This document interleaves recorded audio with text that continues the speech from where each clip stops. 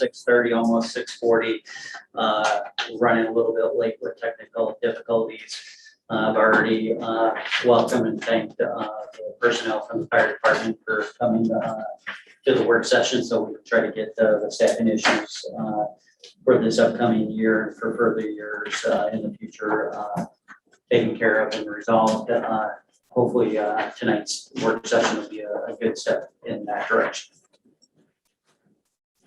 So, Lee, do staff want to take over, or does the fire department want to talk? I know that you guys, we had a couple of council members in a meeting earlier prior to this meeting.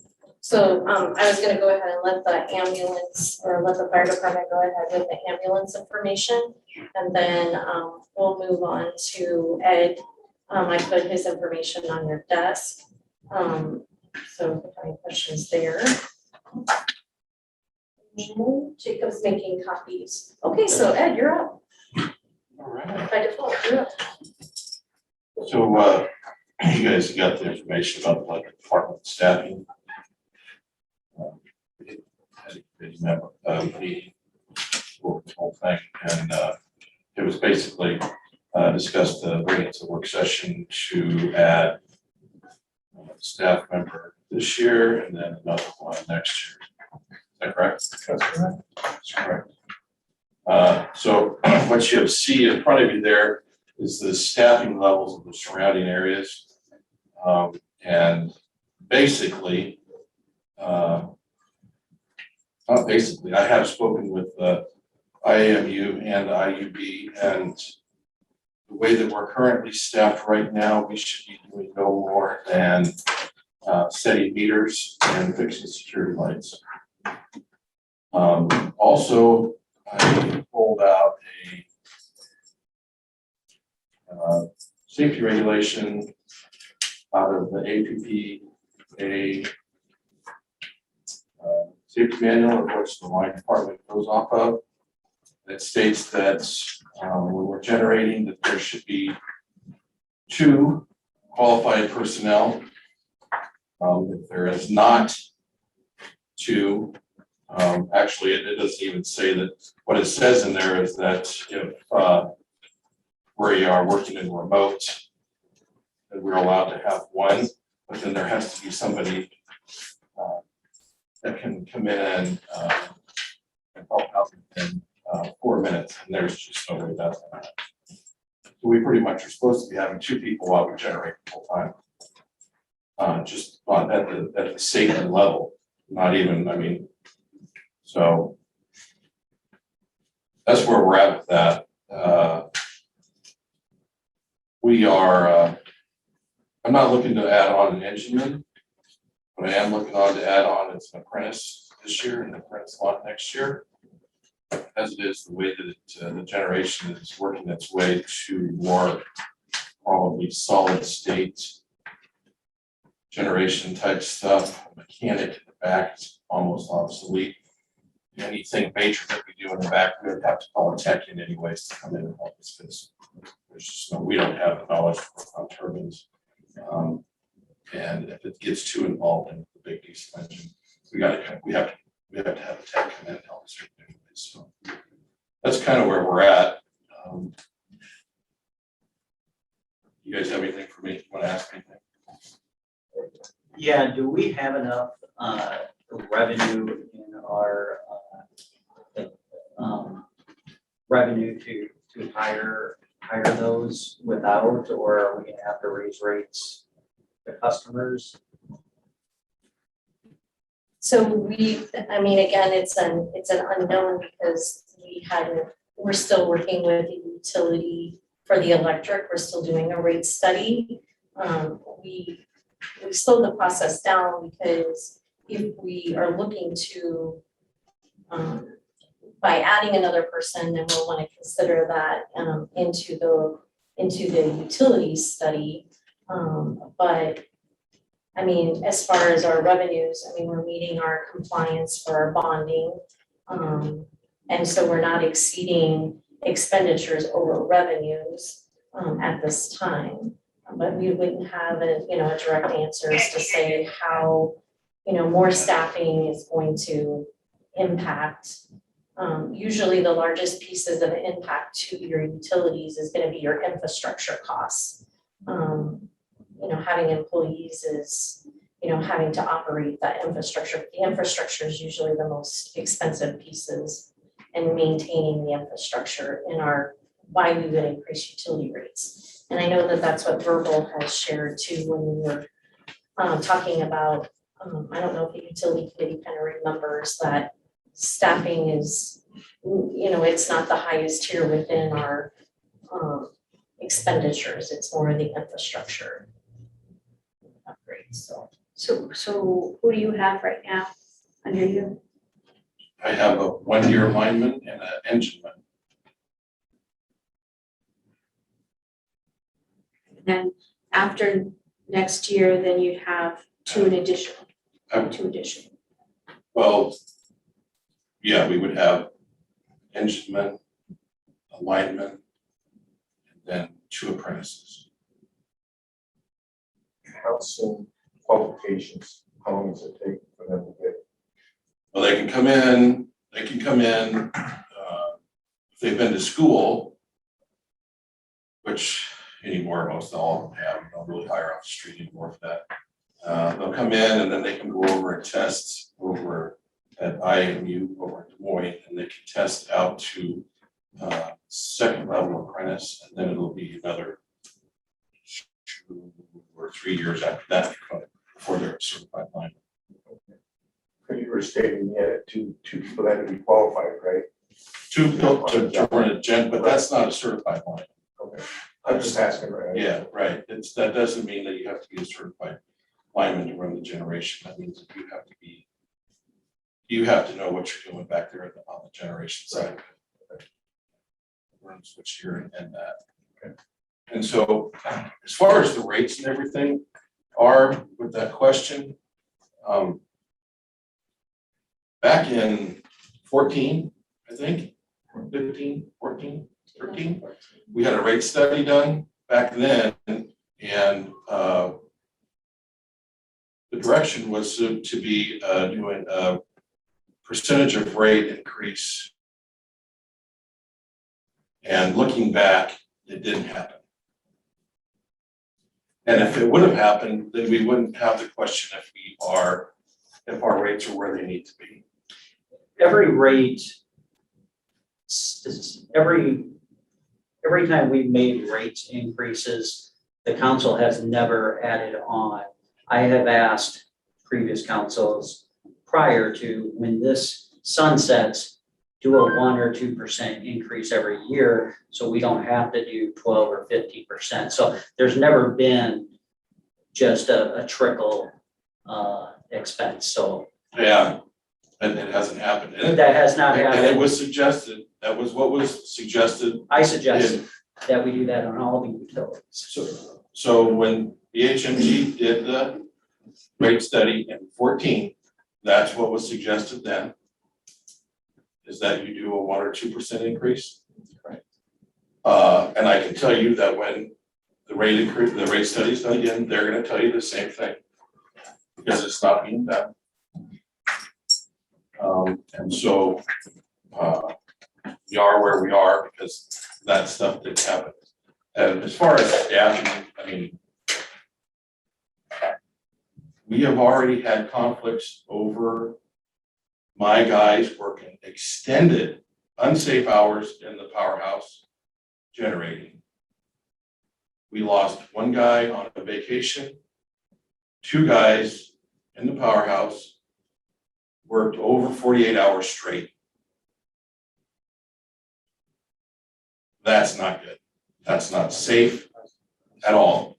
Something happened to one of them. What do you mean? I was one of them. On the way home, driving home, fall asleep at the wheel. So Ed, what you're saying is you would have enough work for 2 additional staff. Oh, yeah. There's always work to do. We just can't do it. We got $500,000 worth of equipment sitting over there. We can't do anything with it. Because it sits there. because it seems like there's always one guy gone. And there usually is. Somebody's sick, somebody's on vacation. That's the way it is. And we gotta have the succession plan, because I have one employee has come right out and said that he'll be retiring in 5 to 6 years. I think that's one of the most important points that you made, that we work with you. That we need to room the next head of the department, starting now. Yeah, pretty much. So that's kind of where we're at in the electric department. So by filling that, one of the apprentices now, we have to do budget resolution. Or amendment, I mean.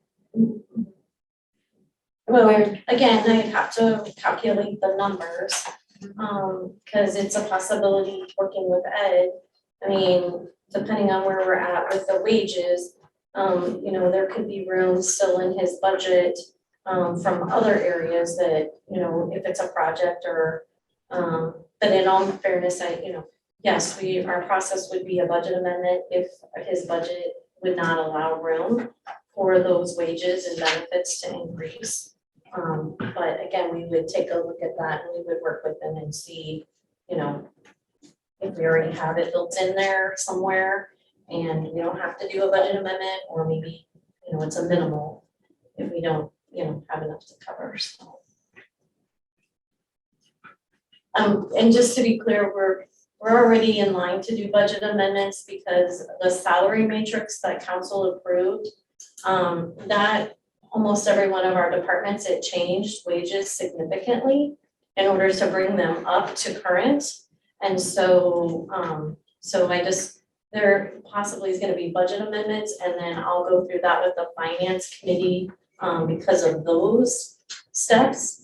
And so, I just didn't want to, if we come to the electric department, that it would be 100%, because if he's approved to hire additional staff, it's not all gonna be just that. There are some other things in there. There's also some infrastructure that, that we have that we were reviewing under the electric department too. So. Any further questions for Ed? Hey, Ed, do you have any other statements or anything that you wanna? I don't think Let so. council I know. mean, that's pretty much it in a nutshell. In your packets tonight, you have, so what I provided you was a sample of information that Ed had presented, and we had that for the employee committee. And so in the packet, what you have is a draft of, the job description, in our format, in the city's format. And again, we're not approving, wages or any changes to the budget, we're just looking at, your resolution is saying increase in the staff member. And then we would review with Ed, I'm sure, and Dave, you can speak to this, I mean, working with Ed going forward, you know, from a budget and staffing and, you know, those succession planning, situations. But for tonight, I just have one apprentice that the employee committee we talked about, last week.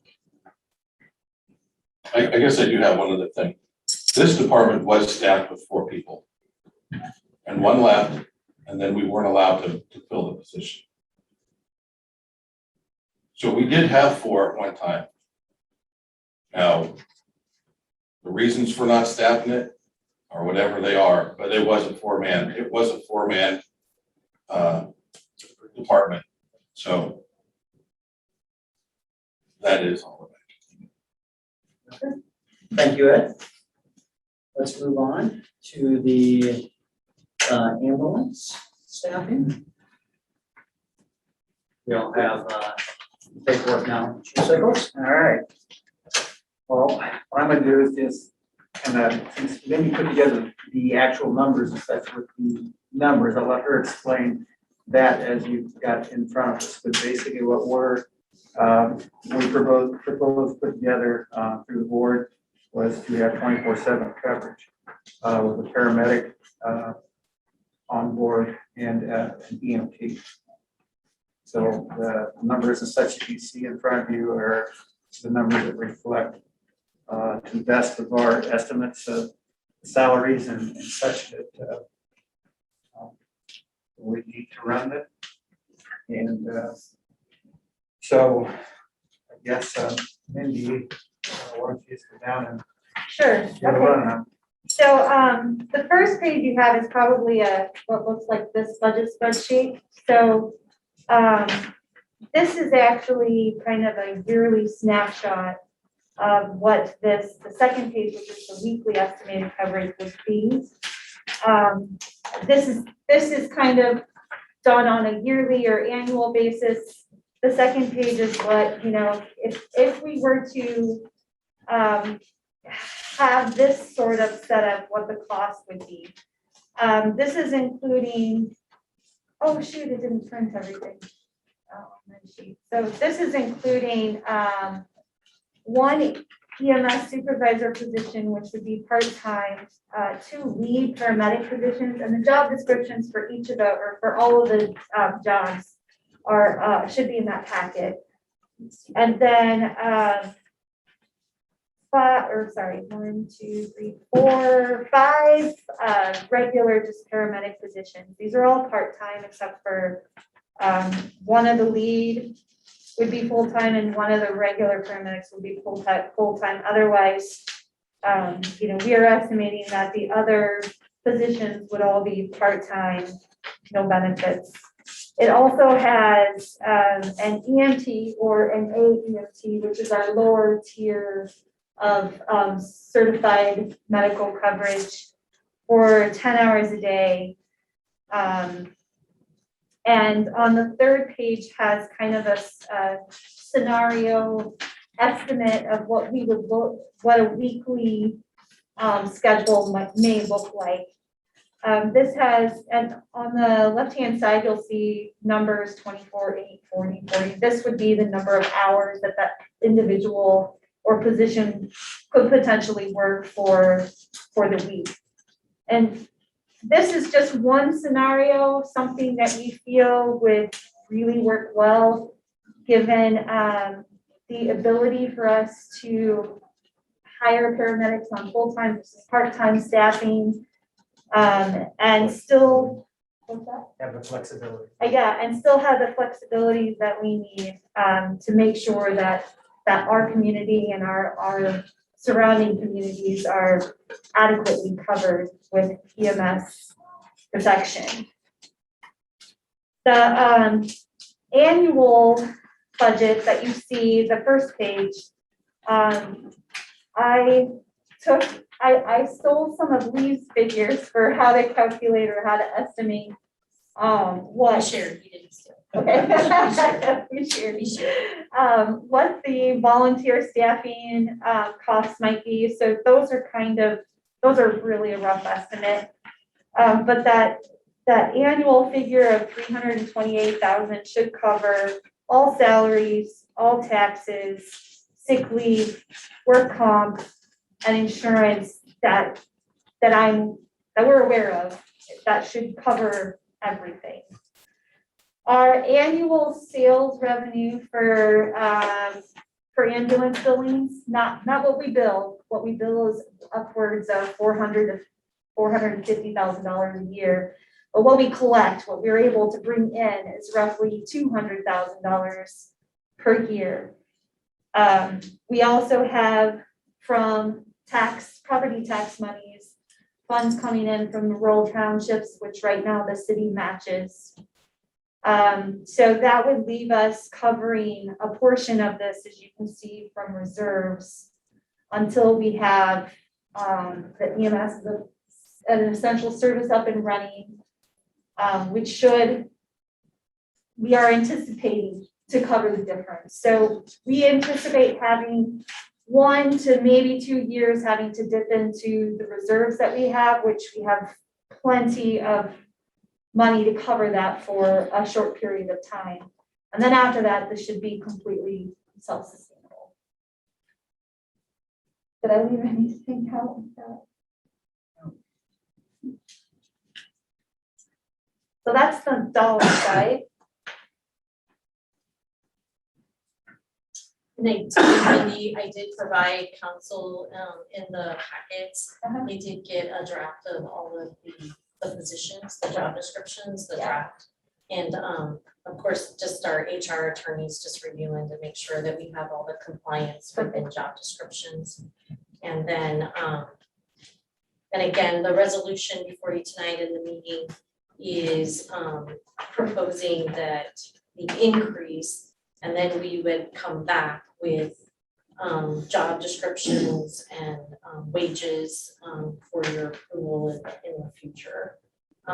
That would part of our discussion during the ambulance board meeting, we talked about what was in the existing budget. And so there would be a budget amendment that we would do as part of the process upon approving those positions. I know in the past years, there's been a little bit of gap between billing and collecting. And I think that the city / fire department has tried to close some of those gaps and try to get as much as we can. Is there anything else that we can do to try to collect any more, or do we know of any other? I mean, because, I know over the years that the city in and of itself has been able to collect more revenues by realizing or understanding the collection process, or people, collect that from. So I'm just wondering. We went ahead, we did the GEMT, so we got money, some money coming in from that. We do the offset billing on top of our billing. So, we're trying to collect everything we can from the call volume. Like Mindy said, the state passed the investment essential service bill law, code, whatever it is.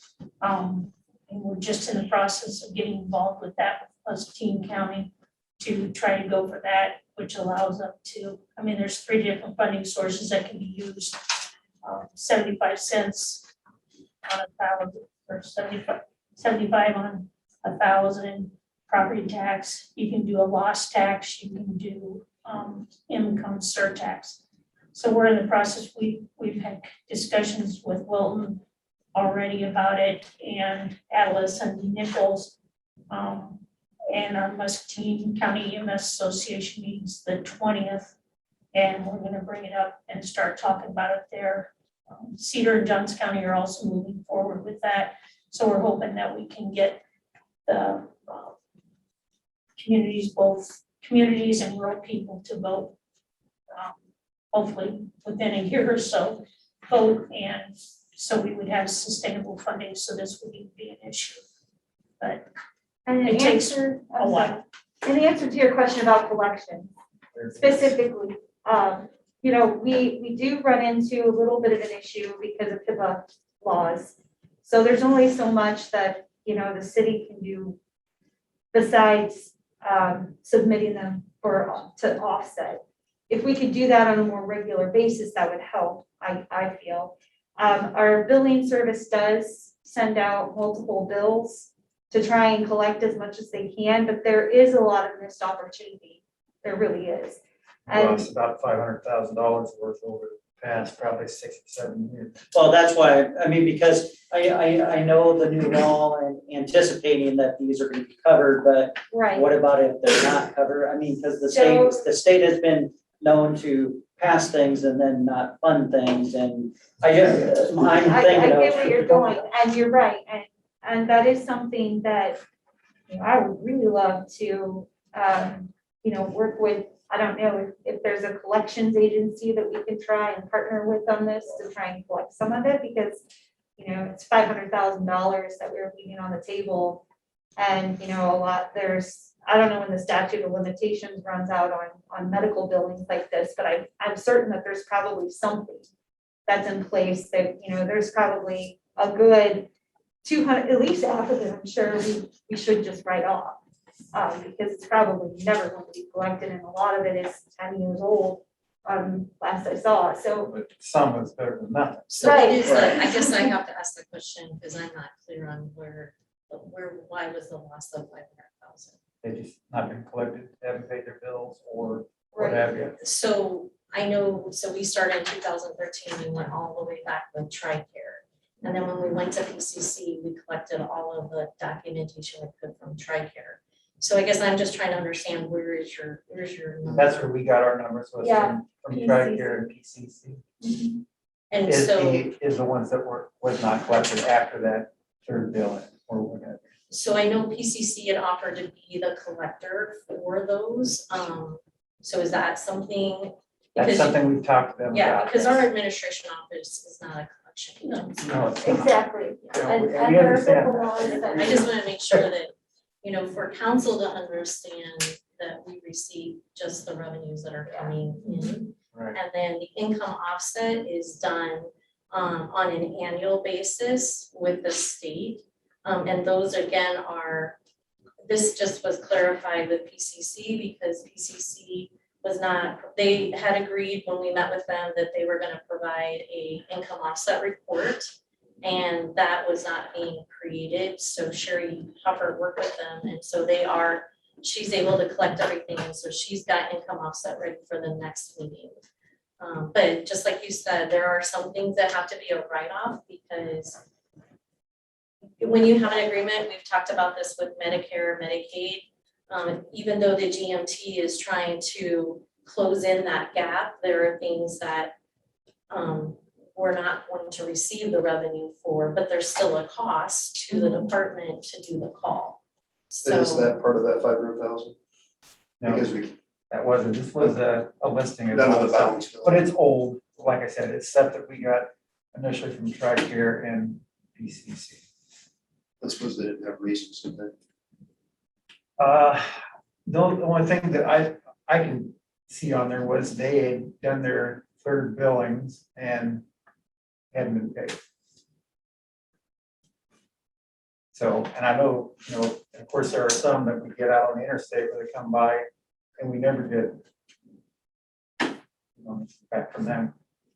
Many times we don't even get the right address or social security number. right, and with income offset, you have to have, you know, their social security numbers, or driver's license ID number. And so you cannot, you know, send it to income offset, and just like Chief is saying, I mean, if they're doing a call from somebody out of state, our income offset is set for Iowa, so it's going after, and now I know Sherry has done some research and she's talked to PCC about other states, if they have a similar income offset program. But again, I mean, that could be, I mean, that's some trickiness on our end, so only thing we can do for income offset is in the state of Iowa. Now, the GEMT monies, correct me if I'm wrong, Sandy, will change if we have and such. Yeah, The total, it's based on how much your cost of operations is, so you can collect more. what you can collect. So if we add the extra staffing, that's gonna increase our operational costs, which will increase what we should get back from GEMT on Medicaid calls. Have you seen a difference yet? Maybe Difference- some of the staff is better. Not sure how often you. well, this is actually the first year that First, it's based on our operational costs. The last 2 years, it's what the state said as everybody's gonna get this amount, but this is the first year, which was a major drop from what we had been getting down to operational costs. Then how about the consumables? I'm sorry, The consumables, start billing for them. yeah, we've got them, what you added, we've been checking on them, checking those. Okay. Do you know what the income has been off of that? No, I don't, I gotta check PCC. So there, you can bill for consumables and it's things like nasal cannulas and patches and stuff like that. So they've been doing that too. ALS Collier probably billing an extra, what, $150? Yeah. Doesn't sound like a lot, but it adds up. is Oh, that- yeah, for sure it does. Yeah, You if have it gets 600 calls paid, a yeah, year. if it gets paid, it It's- does. It's only certain people that pay. Yeah, If it's not all the insurance companies. So every time you call, you bill for the service and the consumables, correct? Correct. But this is new, it wasn't billed for. Well, not every insurance company. It used to be, it was, Ballpark you get a BLS charge or an ALS charge, there was no billing for consumables. So that's a new thing, and like Robbie said, not all insurance companies pay for consumables. They And that's pay a flat separate rate line consum- item on the billing. Correct.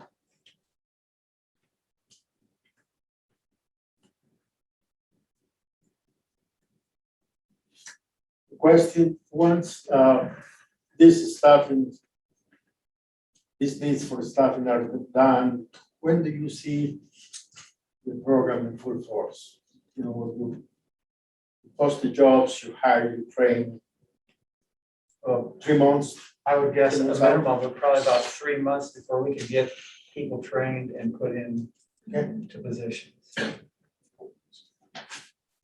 And just to answer on, from a operational side of things, so they have, because you have an on-call, and so we have to create, and we'll have to create some policies within, because the city of West Liberty does not have an on-call policy.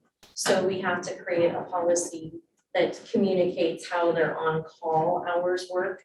Our utility folks, they don't have an on-call, but they have what they call an emergency call out. And that's what's in our policy for our handbook. So we would have to make sure that we have an on-call policy.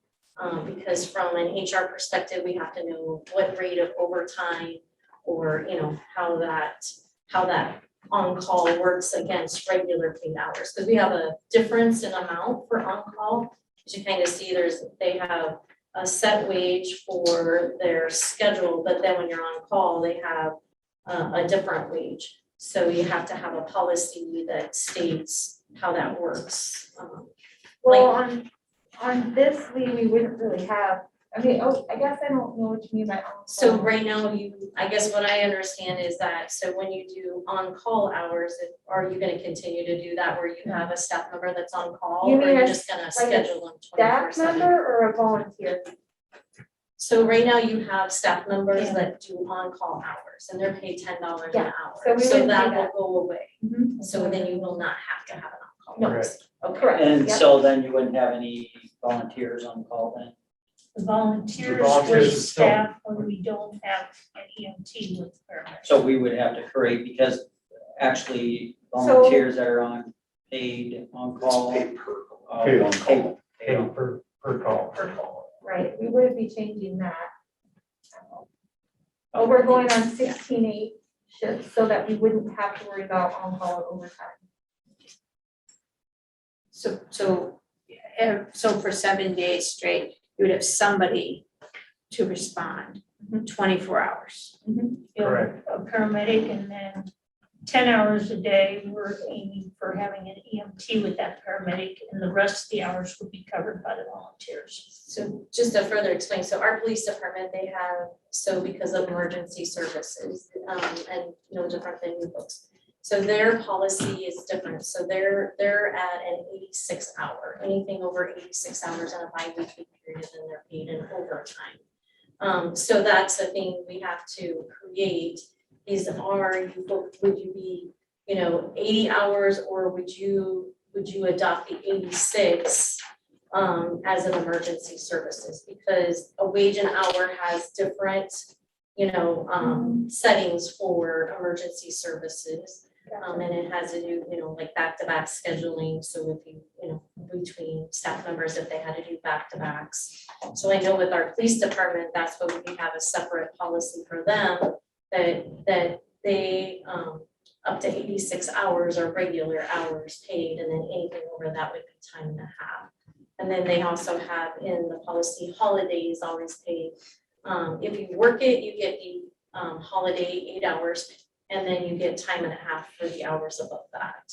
And so I know right now, we had worked where we pay time and a half to those that are working holidays. So, I mean, that too fluctuates, but it's not gonna be a huge difference. Well, and I think It just depends on what And I your think that, policy is. I mean, what we you can want. talk further about it, but I mean, I feel like that 86-hour policy would work well for us as well.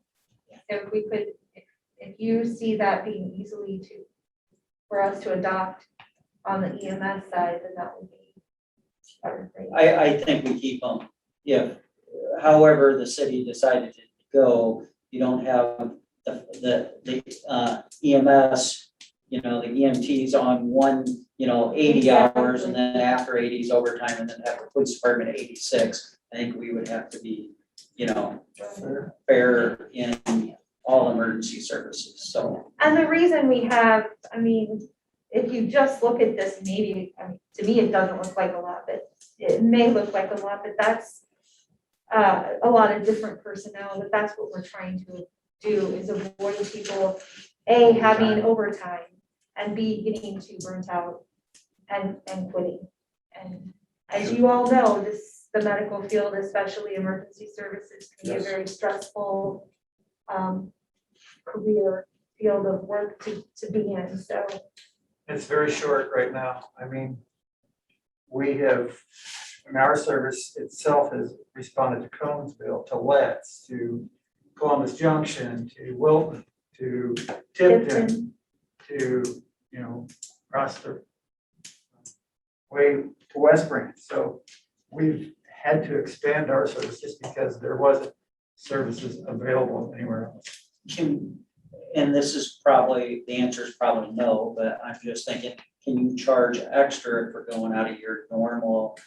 We get charged, we can district? charge more for a mileage And we have a $75 non-resident charge. That we can check under the consumables if the person is not a resident of our ambulance district. I just think it'll. Yeah, waste of yeah. money. Yeah, trust us. I mean, we can try to think of everything we can do that way too. So, but yeah, we've explored all that. Do all the insurance companies pay that $75? Or is that up to the patient? That I can't tell you. I know that I asked PCC about it, and I guess I did follow up for the answer on that. But they said that I know Johnson County does it, they get paid for it, whether or not it's the patient or paying it or not. But that's kind of why we went for it, because Johnson County was getting it. I thought, well, it's another $75 if you charge it, so. And I understand we're also in a red zone for COVID again. Yeah.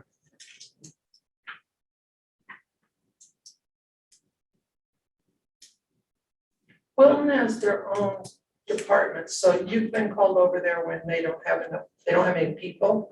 Yeah, I mean, that's part of the problem is, I mean, some of the other areas do have ambulances, but they have multiple calls, which, I mean, just in our district, we have multiple calls quite a bit. So they have to call, get coverage. I mean, Robbie and Muscatine, they go all over the place, but once all their ambulances are out, then they call whoever's next. Yeah, so we are part of a mutual aid for the Muscatine County, so we get called throughout. And actually, we are mutual aid Johnson County and Cedar County as well. Are we at that, Kurt, are we at that top tier of what you guys can charge? I mean, have you guys looked at that study, so we go this route, right? That We we are are charging, at that to where we need to be. we're charging our max. Okay, that's what I'm at, right? Yeah. There's a survey done every year, and so what Okay. the Ingles board voted on was to just follow that. Perfect. Can't Okay, remember what great. that sheet's called, but. Right there, there's a, yeah, yep. That comes out yearly and they charge more for a pro comp for an IV. We just automatically adopt that. That was voted on our ambulance board to assume that as it came out. So what's the total budget for the ambulance gonna be? I haven't ran the numbers yet. I'm sure in my head, typically it's 190 to 200. So the extra staffing. Well, I think the other night, I think we were at 175. And then, you know, so it would be, I'm rounding up, I think it was around 175 is what we already have budgeted for staffing, I mean. So I think we almost had to what you've come up with here was almost like a match, was half of it or maybe a little bit more. I'm just trying to remember from our discussion the other night when we were looking at that. The only thing I have to okay, so the organizational chart, and again, this is just food for thought. It's just, so how the organizational chart is set up is that the fire chief is your direct supervisor. The ambulance and the fire department are one department, they're not two departments. Correct. So. Do they have this? Yeah, I provided it. Okay. So, so on your job descriptions, your fire chief is going to be your direct supervisor, based on how the organizational chart, unless, again, that's, this is just food for thought. If you're going to, and I don't know all of this, but if you're gonna separate the ambulance out to be its own standalone department where it's staffed, it's not combined, and I don't know how that works, then you can look at then you would have an EMS supervisor, you'd have a supervisor that manages that department, those staff, and then, then their communication would be over to the fire chief. I know there's some different models out there, but I just want, us to make sure, and maybe that's down the road as it grows or as it changes, but I don't wanna, I wanna make sure that we know that the fire chief is the supervisor over, based on our organizational chart that's in place right now. Is there- Because what'll happen is these staff members will have to be evaluated. They'll require evaluations, wage reviews and those, so that would have to be performed by their immediate supervisor, which again, right now would be the fire chief. Would there be any advantage fiscally or any other advantage of having the two agencies or the fire department and the ambulance service separated? I would not. Not right now. I mean, if EMS becomes an essential service and then fire can pull their own property taxes and EMS can pull their own, then down the road maybe, but not.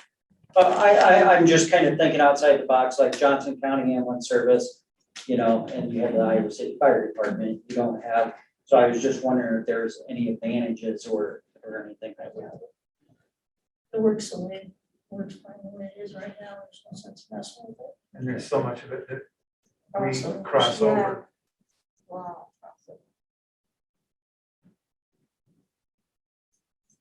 One more question. At what point during the fiscal year do we stop and evaluate whether or not this new staffing is working?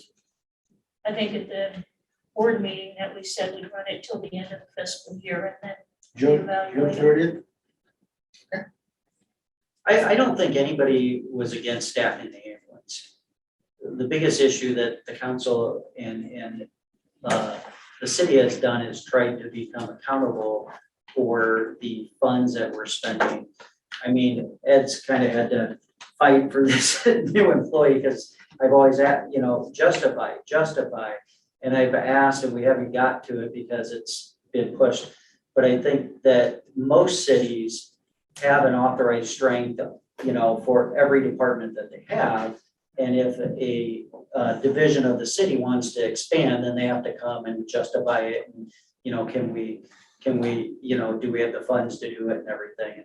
And I think that's what's really frustrating because it's just different than what you guys are used to doing in the past for 8-10 decades, a century. So, I apologize for that, but we're trying to get, cost and everything under control and being able, as a city, to be able to justify to our citizens that all positions in the city are, we can justify your tax dollars. Anything from the counselors? Just only that, from my standpoint, I just have a really basic, ridiculous comment. That in order to look at the budget like we do and approve it, to make sure that we're fiscally responsible, it's important for me to understand the facts in the figures. So I just need to know how much this is gonna cost for hiring these people, how much is in your budget? Because at this point, I don't know.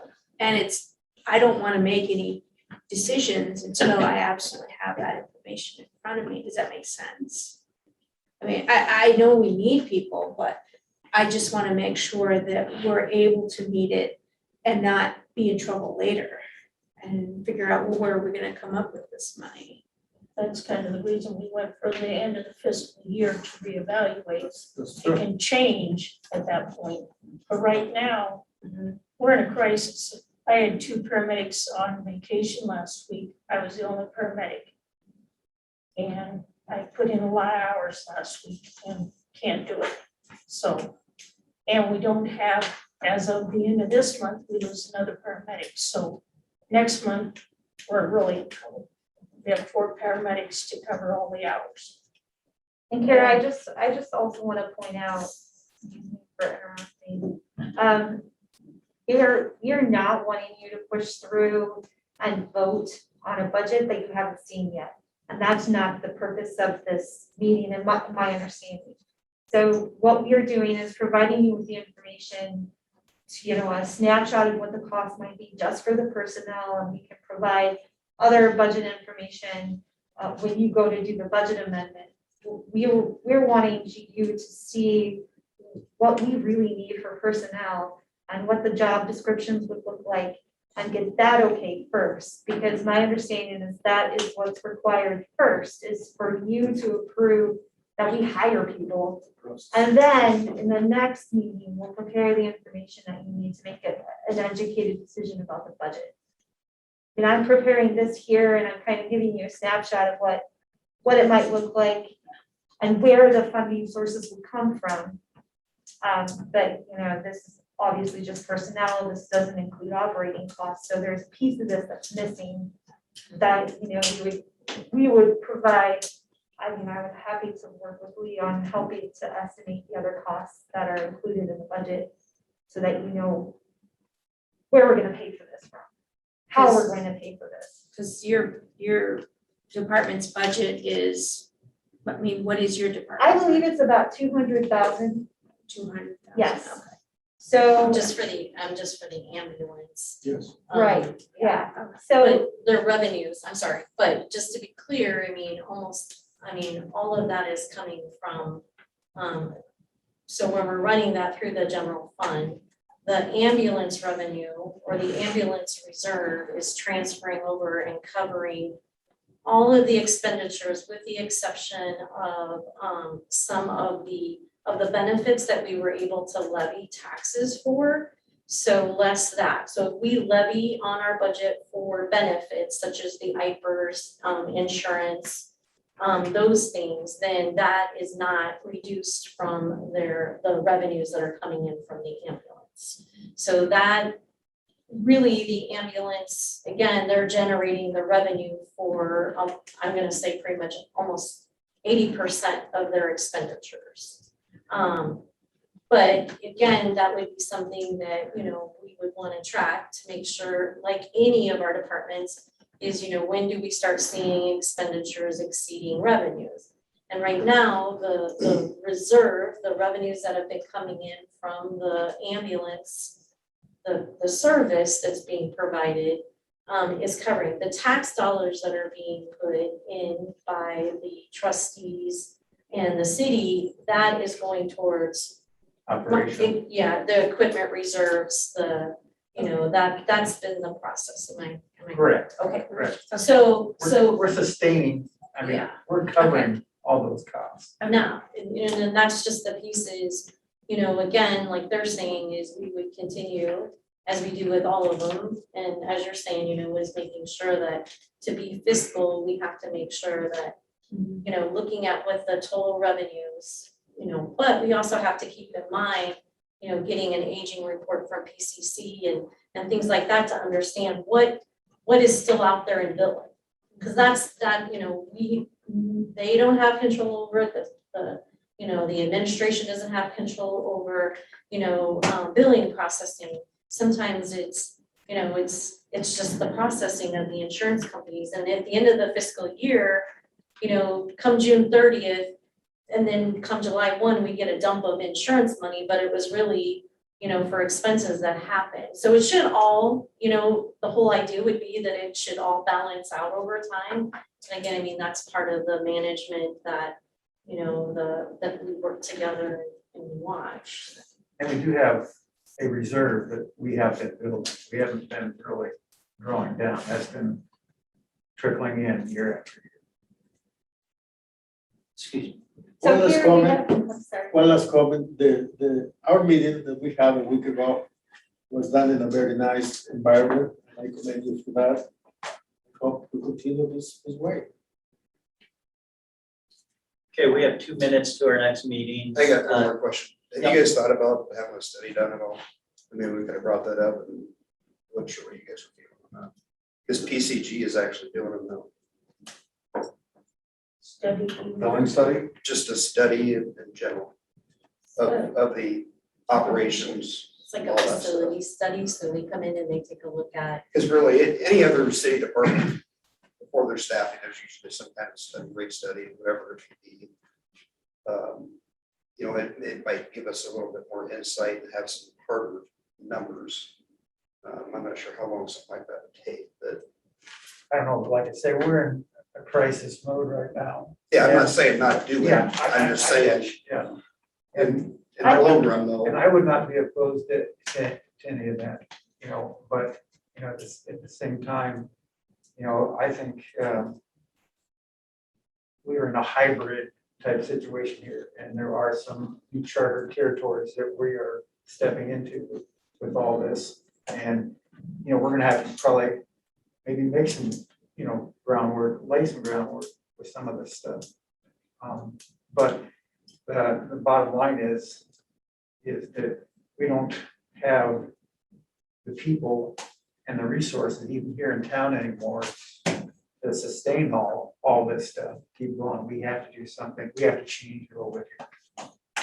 Right, and I think we have to operate, even if we decided to do a study, we still have to operate Right. while the study's going on. So I mean, that can be something that's decided at a later date because we're gonna still have to answer ambulance calls, right? Yep. Okay, any last words? I'll give you guys. I was real just quick. gonna tell Kara, we are in a good position now to try this because we do have money in our reserves that has said, that's continuing to build. So we have the opportunity to take advantage of that, to see if we can become sustainable, and if we're not, then the city isn't covering that balance. We already have it to cover it. That is that. Thank you. Anything else? Okay, I'm gonna close the work session. I thank you guys for coming.